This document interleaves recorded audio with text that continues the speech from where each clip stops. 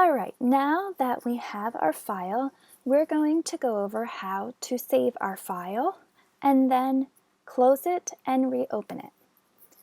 One way to save our file is go to File, Save As. We have the option to save to the cloud documents or to save on our computer / our USB. For our student subscriptions, I am not sure if you have access to the cloud, so we are going to save on our computers / USBs. So please click this one. Okay, when we look here, we'll see a list on the side here of different locations we can save. Currently, I have right here my USB selected. If I changed it to my desktop, you will see that that will change. So let's go back to my USB. Our names, the project or activity, 2D design, fall 2020. We will save it for right now as a Photoshop file, also referred to as a PSD file. These files will allow us to save all the details and in addition the layers of our file so we can go back and edit it.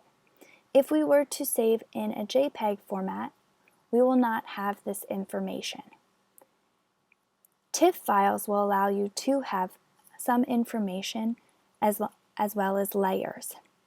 PNGs will not. They are similar to JPEGs where you will not have the layer information. So now we're just going to click Save. I've already saved this one time, so I'm just going to hit Replace and hit OK. And here on my hard drive / USB, I will click on it and it is there. Alright, so we saved our file. Now we can close it out. We can hit the X button here to exit out of the file, or we could go to File, Close, and it will also close out of this file. I am going to close out and just click the X. Now we're back to the home page and we can reopen our file. Here we can click Open and our file will open. We can look down at Recent and we can click on it and it will reopen, or we can hit Command O and it will bring up a box for us to find where our file is and which file we would like to open. We can select the file we just saved. Alright, now that it is saved, now that it is open, we have the file here again.